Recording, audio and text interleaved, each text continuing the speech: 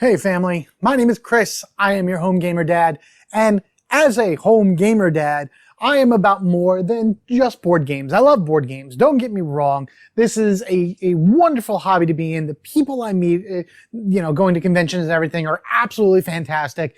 But my very first gaming hobby was video games. So on the Home Gamer Dad channel, I want to talk about more than just board games. I want to bring to light my experiences and my journeys with various video games that I have taken as some of my favorites throughout the years. And I am starting with Kingdom Hearts. Not the whole thing. I'm not going from 1 to 3 with every little craziness in the middle. I'm really just going to concentrate on Kingdom Hearts 1 today.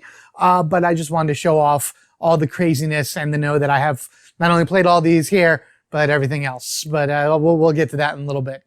If you picked up Kingdom Hearts, or if you've played it at all, or anything along that ways, remember, we each have different experiences, and for Kingdom Hearts, your mileage may vary.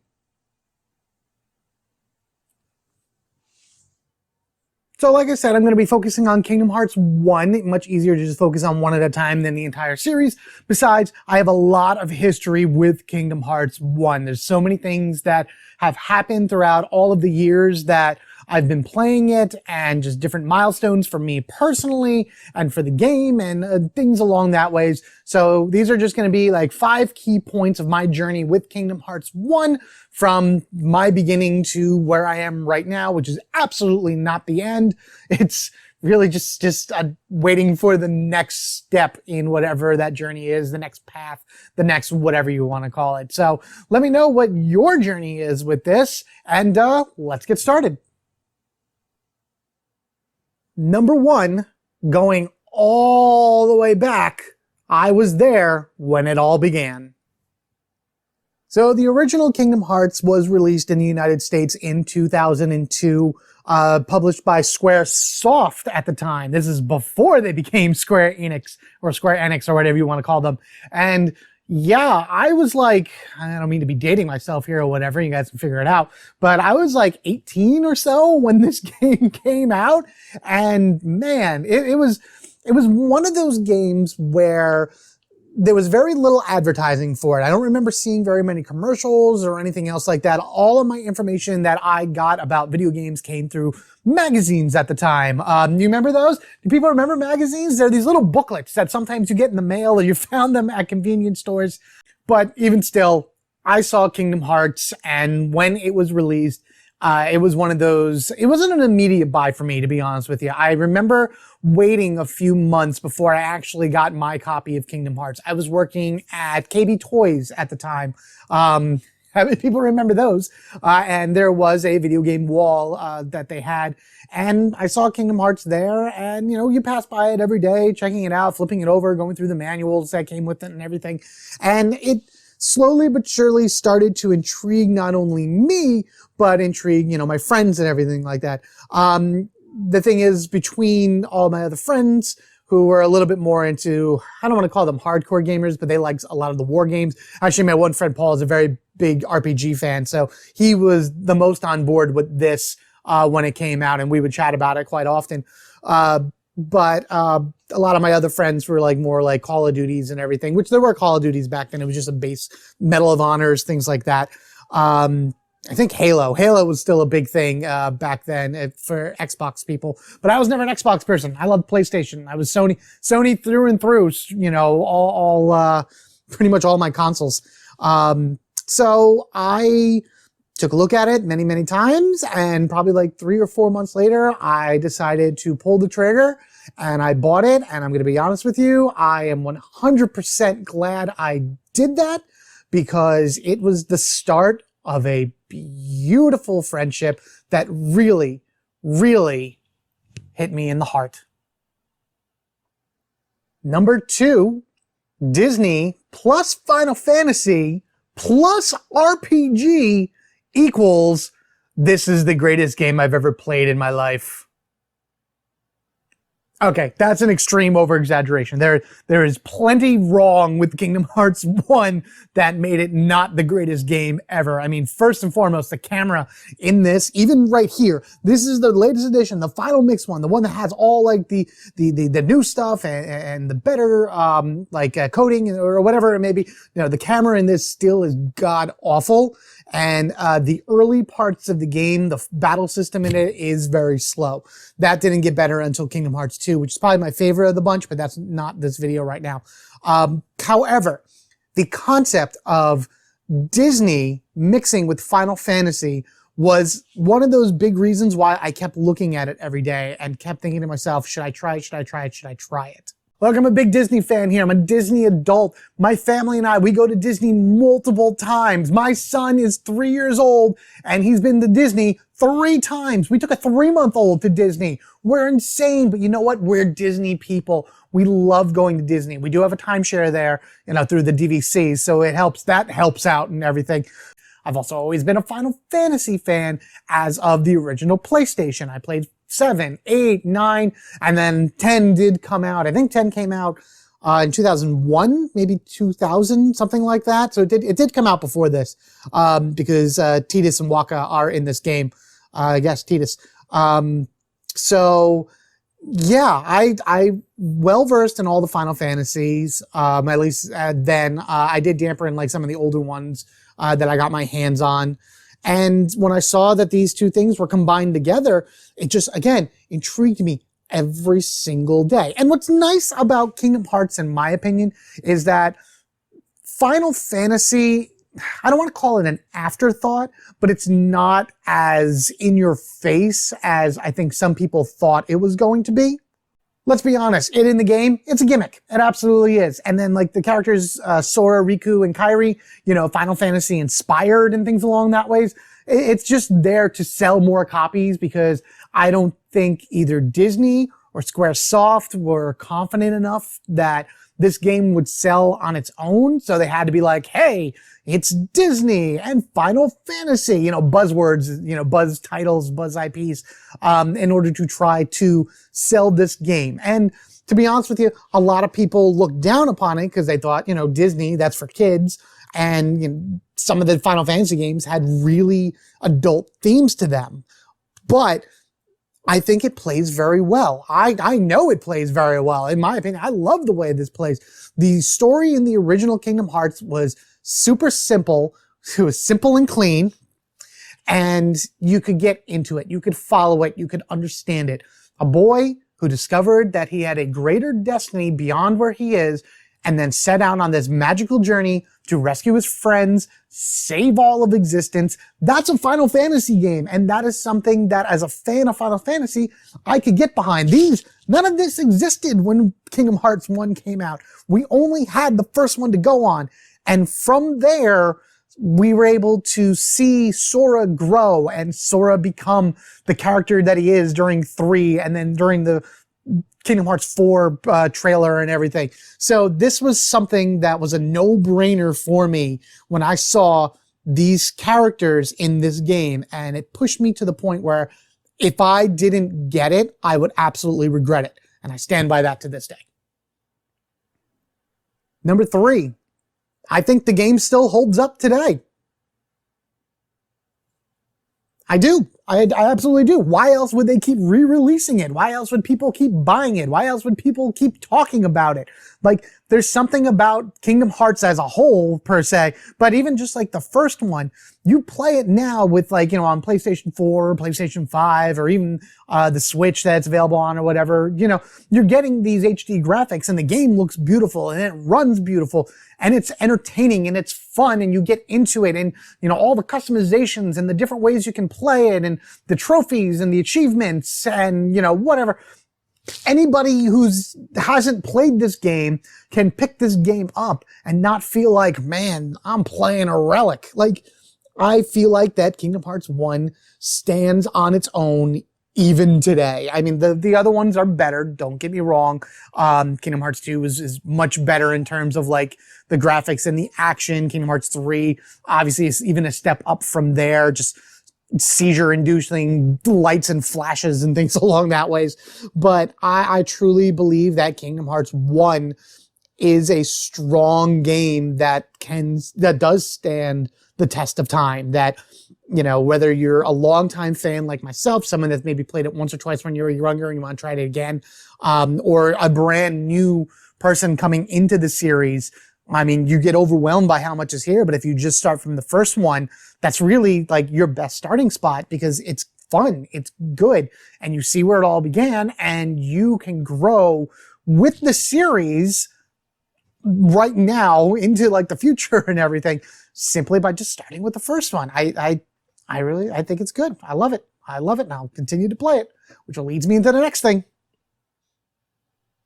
Number 4, I have played, beaten, and nearly 100%ed this game on almost every system it has come out on. Again, I'm a Sony fan. I have all my Sony systems. My systems are actually right over there. I'm looking at them right now. I have 2 and 3 down here in like my little area. 4 is upstairs in the living room. As you see, I have the games for 4. Regardless if I have the physical copies or the digital copies, I still have them. I actually don't physically own these anymore for PlayStation 2 or PlayStation 3. I did, obviously, but I don't now. But I still have all of my old save data, which is amazing. Sometimes it's fun just to look to see where I was at that time. And I've played it multiple times on every one of those systems. I think Kingdom Hearts 1, I'm at like 8 or 9 playthroughs of it, and those range anywhere from 100% completions. Majority of them are 100% completions, getting all the Jiminy Journal entries straight through, locked, earning all of the items, defeating all the bosses, the secret bosses, the special bosses, all that stuff, to a speed run, which I'm going to talk about a little bit later. And every time I play it, regardless of how much I remember it, you know, I can remember the tips and tricks. I can remember the secrets. I can remember where things are and how to find things and what does what and where the puppies are and things along that ways. But every time I play it, I still love it. I still love going through it and doing all those things, except for the gummy ship. The gummy ship sucks. I hate the gummy ship. I've hated it in 1. I've hated it in 2. I think in Dream Drop, it wasn't a gummy ship. It was that dropping, that straight. It was pretty much the same thing. You're just falling. The gummy ship in 3 is fantastic, by the way. This is how I wish it really was. But outside of the gummy ships, this game, whenever I turn it on, even if I just feel like playing it for the heck of it, I need to 100% complete it. When Kingdom Hearts 3 was scheduled to come out 3 years ago, I believe it was, or something along that ways, right? Yeah, because I got this game a few months before my first son was born, and my goal was to beat it before he was born, which I did. The previous year, my goal was to 100% straight through all the games, and I did it. I did it. I 100%ed straight through all the games. It took me actually about a little bit longer than a year to do it. In addition to that, all the footage that you're seeing below me of the game comes from a Let's Play that I did on my other channel, Metal Blade 427, which was a 100% playthrough of the Final Mix version of Kingdom Hearts, which I'll talk about Final Mix also in a little bit. I only have 5 things, but there's like special, you know, I'll talk about it in a moment. Regardless of anything, it's like riding a bike. I turn it on and I hear that opening number and I see the screen pop up there and there's Sora standing and and it's just, it fills me with such zen and such happiness and such joy that I could even just sit there with that on and be like, this is right. This is where it's at. Number 5, this was my first speed run of a larger game. I'm not really big into speed runs. I like collecting everything. I don't really like trying to get from point A to point B as fast as I can because I hate missing things. It's an OCD thing with me and everything. Every time I see something, I have to grab it. I have to pick it up. I need all the things. That's my problem.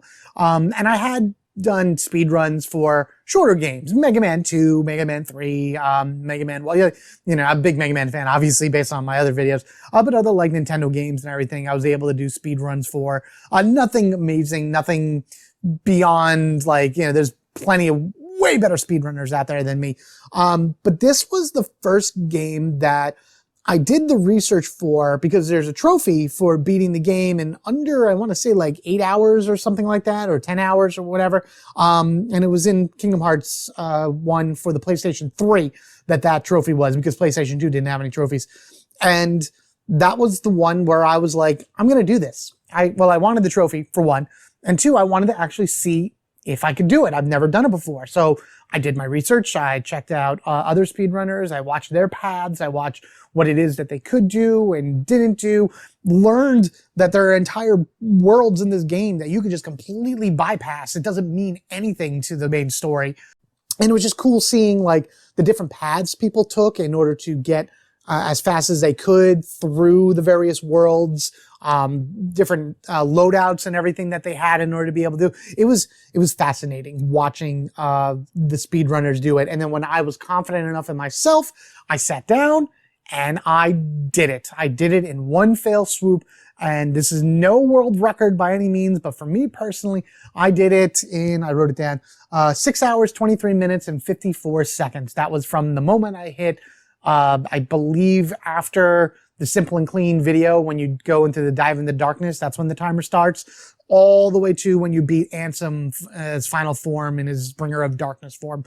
I did it. I did it, and it was awesome. And I was very proud of myself, and I was very happy that I got it. And it was one of those moments where I sat there and I saw the achievement popped up, and then I saw my time at the end, and I'm just like, yeah, I did that. That was cool. That was fun. Now, it's not going to make me a speedrunner by any stretch of it.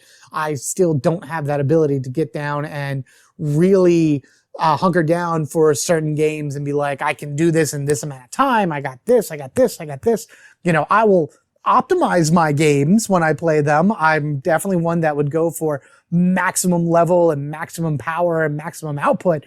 But as far as maximum speed, not really still my deal. But this one, I did it. It made me happy. And quite frankly, when I play it on PlayStation 5, which, you know, it's all going to be out on PlayStation 5. Don't even think that it's not going to happen like that. I'm going to do it again and again and again. And it's just Kingdom Hearts for life. Kingdom Hearts for life. Quick honorable mention about the final mix for Kingdom Hearts 1, which I was able to play on Kingdom Hearts 1 for the PlayStation 3. Because back then, when it was out for the PlayStation 2, Final Mix came out after Kingdom Hearts 2 came out, and it was Japan only. It was never localized over here. Final Mix is great because it adds just enough to the game to make it, I mean, I think it's replayable regardless, but make it even more entertaining. The new Heartless that are there, the new bosses that are there, the new equipment. It doesn't add any new worlds or anything, but it adds enough new to it that you're going through it and you're like, I remember, that's new, and just really bring you back into it. So I just want to call out Final Mix for Kingdom Hearts 1 and Kingdom Hearts 2. Final Mix for Kingdom Hearts 2 is flipping amazing with what they added to it, but that again is it's another video in its own right, so we'll worry about that later. Just know that if you had to choose a version to play, get the Final Mix. I think that's the only thing that's available now, but as great as the OG is, Final Mix is definitely what it should have been. So there you have it. There's the basic key points of my journey with Kingdom Hearts 1 from the moment it was released to today. And I know that there's going to be way more of this in the future because Kingdom Hearts is just one of those games that will always be part of my library, regardless of anything, regardless if it's a physical copy or a digital copy, it's going to be part of it. And I'm just going to love every time I turn that on and I see Sora and I hear one of the opening theme songs and just really fall in love with it again and again and again. So now it's your turn. Tell me about your experience with Kingdom Hearts 1. You can even talk about any of the Kingdom Hearts games for all I care, because these are the things that I love hearing from you guys. You know, whether you completely dismissed it and you still won't play it because you just not for you, that's fine. You played it, you tried it, you couldn't get into it. That's fine too. That was more of my wife's thing. She tried it because, again, big Disney fan. She just couldn't get into it. She's not really a video gamer anyway, but at least she tried. So thumbs up for that. Or are you somebody that will play it continuously? You will always get that platinum trophy or the 1000 and well, I don't think it's on the Xbox, but you know, you'll always get the platinum trophy and you know, everything has to be done every time you play. Or are you a speedrunner too? Have you sped read the game and it did better? Did you do it in under 4 hours? Let me know down in the comments below, because I love hearing these stories and I love hearing what your experiences are, what your journey is, the mileage you got out of Kingdom Hearts 1. And then later on, I will go ahead and I will talk about Kingdom Hearts 2, and we'll see how we go throughout the series. Thank you all once again for checking out this video. I hope you enjoyed it, and I hope you let me know all of your experiences down below. Remember, be kind to each other. We are all connected through our hearts because we are family forever, gaming together. Thank you guys. I'll see you in the next one. Later.